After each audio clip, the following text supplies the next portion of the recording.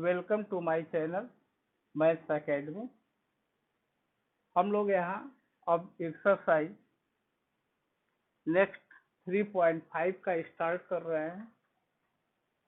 3.5 में क्वेश्चन जो आएंगे, different condition of pair of linear equation a1x plus b1y plus c1 is equal 0, a2x plus b2y plus c2 is equal 0, जो कि ये पहले ही बताया जा चुका है।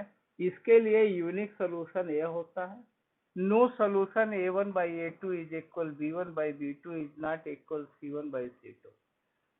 इनफाइनाइट सोल्यूशन मीन्स बहुत सारे इसके सोल्यूशन तब होंगे जब a1 by a2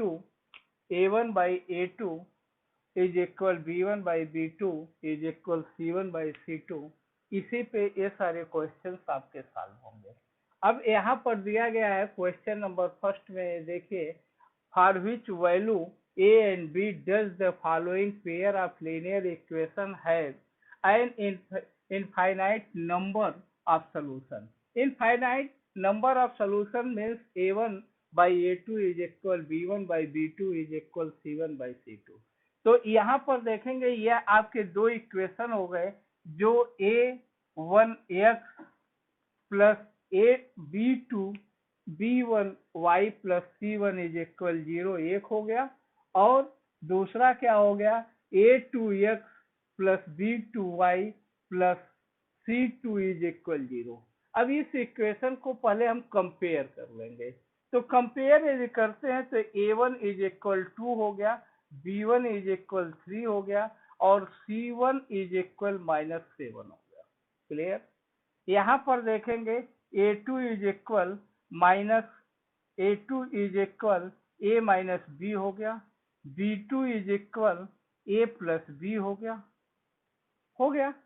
और यहाँ जब हम देखते हैं c2, तो C2 क्या हो जाएगा, ये इक्वल के उधर है, तो C2 इज इक्वल कितना हो जाएगा आपका, अब यह जब आएगा तो इधर माइनस हो जाएगा, तो C2 इज इक्वल आप ये लिख सकते हैं 3a प्लस b माइनस 2, ये हो जाएगा। क्लियर? अब हम इसको, अब इनफाइनाइट सोल्यूशन मुझे चाहिए, तो हम इस रेशियो पर रखेंगे। इनफाइनाइट सोल्यूशन के लिए a1 by a2 is equal b1 by b2 is equal c1 by c2। अब इसमें यदि हम इसको पुटिंग करते हैं तो यहाँ देखेंगे a1 by a2,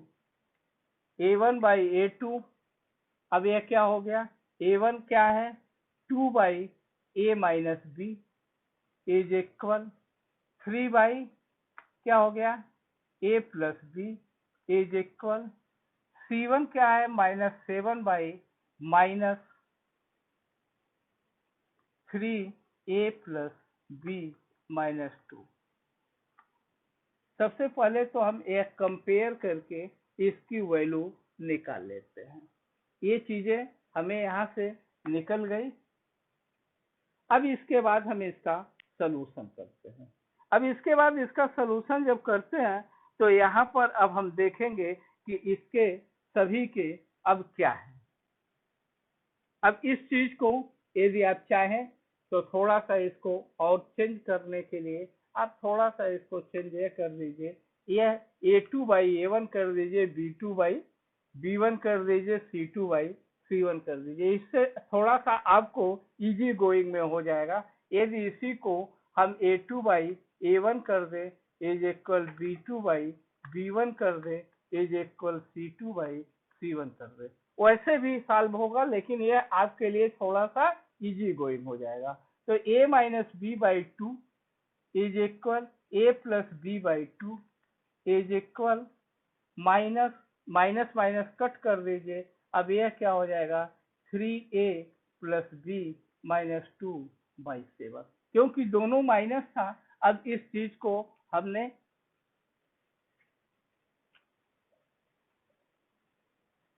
कर दिया। अब ये थोड़ा सा आपके लिए आसान हो गया। अब इसको करने के लिए हम यहाँ से, अब इसको मान ले यदि ये फर्स्ट टर्म है, यह सेकंड टर्म है, और यह आपका थर्ड टर्म है। ये तीन टर्म यदि मान लेते हैं तो हमारे लिए इजी गोइंग हो जाएगा। फर्स्ट एंड सेकंड टर्म को हम लेकर पहले सॉल्व करते हैं। तो फर्स्ट और सेकंड टर्म को यदि हम लेकर सॉल्व करते हैं तो a minus b by two is equal, यहाँ लिख दीजिएगा फर्स्ट एंड सेकंड टर्म, ये दो को हम पहले लिए हैं। On taking first and second term तो is equal a plus B by 3। अब इसको जब आप करेंगे तो 3a minus 3b is equal, अब यह क्या हो जाएगा 2a प्लस 2b। अब यहाँ पर इस चीज को आप देखेंगे तो यह क्या हो जाएगा 3a minus 2a is equal, अब यह क्या हो जाएगा 2b प्लस 3b, कुछ आपको अंतर आया, इज इक्वल 5b। ए जो हो गया वह 5b के इक्वल हो गया। अब क्या कीजिए, आप सेकंड और थर्ड टर्म को ले लीजिए, on taking the second and third term. अब इसको इसी तरह से आप जब ले लेंगे तो यह आपका क्या हो जाएगा a plus B by 3 is equal 3a plus b minus 2 by 7, ये हो गया।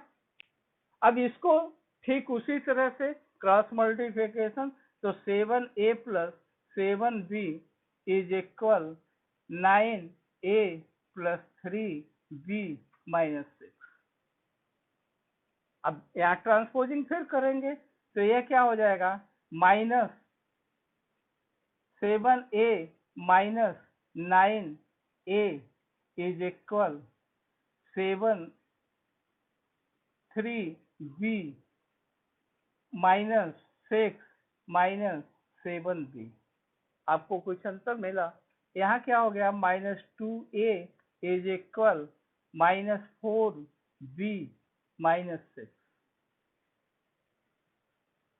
अब इस चीज को थोड़ा सा और रख लीजिए, माइनस को कॉमन कर लीजिए, ये 2a आप कर लीजिए, तो यहाँ माइनस को कॉमन कर लिए 4b प्लस 6 हो गया। और भी इसमें 2 को यदि कॉमन कर लेते हैं तो और निकल जाएगा, माइनस माइनस काट दिए, 2a इज इक्वल 2 कॉमन कर लिए 2b प्लस 3 हो गया। अब ये 2 भी कट गया, अब a इज इक्वल यहाँ क्या आ गया 2b प्लस 3। अब यह आप पा गए, इस चीज को यदि आप चले तो यहाँ आप क्या पा गए 2a। अब ये चीजें आपकी आ गई। अब इस चीज को आप जब करेंगे तो अब यहाँ a और a ये दोनों हो गया, तो अब यह क्या हो जाएगा 5b is equal 2b plus 3 हो जाएगा। देखिए अब इस इक्वेशन को एक ले लीजिए, एक इक्वेशन ये ले लीजिए फ्रॉम फर्स्ट एंड सेकंड। तो अब इस चीज से देखेंगे कि 5b is equal 2b plus 3। अब इसको ट्रांसपोजिंग यदि कर दिए तो आपका क्या हो गया 3b डायरेक्ट कर दिए इज इक्वल कितना हो गया 3 हो गया। अब यह क्या हो गया इम्प्लाइज दैट b की वैल्यू कितनी हो गई 1, आसानी से निकल गया। b की वैल्यू आपकी कितनी हो गई 1 हो गई। अब इसको आप कहीं पर सब्स्टिट्यूट कर दीजिए, यदि b की वैल्यू कहीं पर भी आप सब्स्टिट्यूट कर देंगे तो वह आपका a की वैल्यू निकल जाएगी और c की वैल्यू निकल जाएगी। अब इस चीज को आप सब्स्टिट्यूट इक्वेशन फर्स्ट में आप कर दीजिए, क्योंकि हमारे लिए यह आसान है। b is equal 1 putting value in equation first में हम इस चीज को रख दिए। अब यहाँ पर ए दिया गया है b इज इक्वल 1, तो a बराबर 5 इंटू 1 तो ए की वैल्यू क्या हो गई, ए इज इक्वल 5। ए की वैल्यू हमें क्या मिल गई, 5। तो अब यहाँ क्या हो जाएगा, अब ए और बी की वैल्यू हमारी मिल गई, एक की होगी 5 और एक की होगी 1। या आप बहुत आगे लिखना चाहते हैं तो यहाँ लिख लीजिएगा, hence required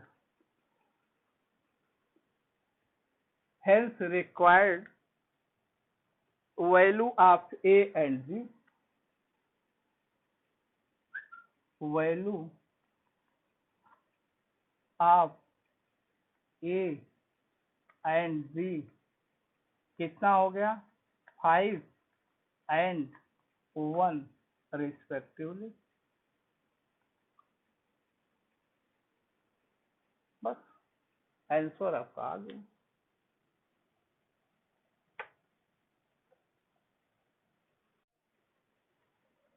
इसको इक्वेशन फर्स्ट मान लीजिए, इसको इक्वेशन सेकंड मान लीजिए, दिया गया है। अब कह रहे हैं दे रहा है, अब सबसे पहले आप कंपेयरिंग कर लीजिए। कंपेयरिंग बताया ही है। अब a1 is equal 3, b1 is equal 1 और c1 is equal -1, a2 is equal 2k-1, b2 is equal k-1 और c2 इज इक्वल -2k+1। आपने कर लिया। हो गया।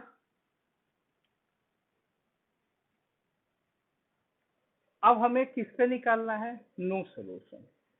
अब जब हमें नो सोल्यूशन पे निकालना है तो हम क्या, क्वेश्चन नंबर 2, अब इस चीज को आप देखेंगे कंपेयरिंग में जब करेंगे तो नो सोल्यूशन के लिए आप क्या जानते हैं, नो सोल्यूशन के लिए a1/a2 is equal b1/b2 is not equal c1/c2।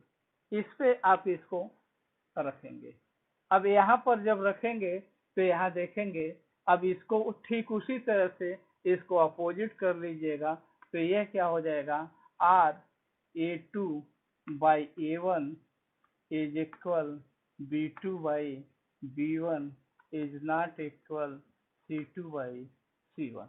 इस पे आपको आसानी होगी करने में। अब इस चीज को जब आप सॉल्व करेंगे तो यहाँ पर अब a2 2k,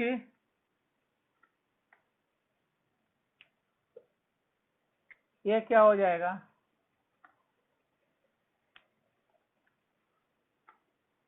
2k-1/3 is equal k-1/1 is not equal, अब यह क्या हो जाएगा, c2 2k+1 बाई, अब क्या हो जाएगा, बाई -1, तो -1 कट जाएगा। अब इस चीज को हम क्या करेंगे, अब सेम उसी प्रोसेस से इसको भी आप कर लीजिए, a1/a2 is equal b1, a2/a1 b2/b1 implies that 2k-1/3 is equal k-1। अब इसको सॉल्व किए, आपका क्या हो जाएगा, 2k-1 इज इक्वल, अब क्या हो जाएगा, 3k-3 हो गया। अब इस चीज को जब आप सॉल्व करेंगे तो आप देखिए क्या हो जाता है, इस चीज को आप किए तो 2k-3k इज इक्वल -3+1 हो गया। अब इसकी वैल्यू जब आप पुट करेंगे तो यह क्या हो जाएगा, -k इज इक्वल -2, तो k इज इक्वल 2। अब k इज इक्वल 2 की वैल्यू यदि आप रखेंगे तो a2/a1 b2/b1 इक्वल होगा और जबकि C1/C2 या C2/C1 अनइक्वल हो जाएंगे। पुटिंग द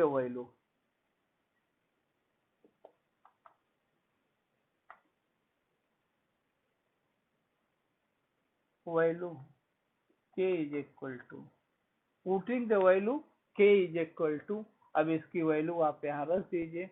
अब इसकी वैल्यू जब रखेंगे, k की वैल्यू जब आप रख दिए तो ये क्या हो जाएगा, अब देखेंगे 2 2 जा 4, A2/A1 इज इक्वल 2 2 जा 4 -1/3, यह कितना हो जाएगा 3/3 इज इक्वल 1। अब क्या B2/B1, B2/B1 जब आप रखें तो B2/B1 आपका क्या है k 2 - 1/1, तो इसको सॉल्व किए 1/1 इज इक्वल कितना हो गया 1 हो गया। अब C1/C2 पे जब रखें, C2/C1 पे जब आपने रख दिया तो यहाँ पर आप देखेंगे C1/C2 पे जब आप इसको रख देंगे तो यह क्या हो जाएगा 2 × 2 + 1/1 हो गया। तो यह क्या हो जाएगा, इसका 5 हो जाएगा। तो यह हो गया A1/A2 is equal B1/B2 is not equal C1/C2 हो गया ना, क्योंकि k/2 इस चीज को नो प्रॉब्लम नो सॉल्यूशन के लिए k/2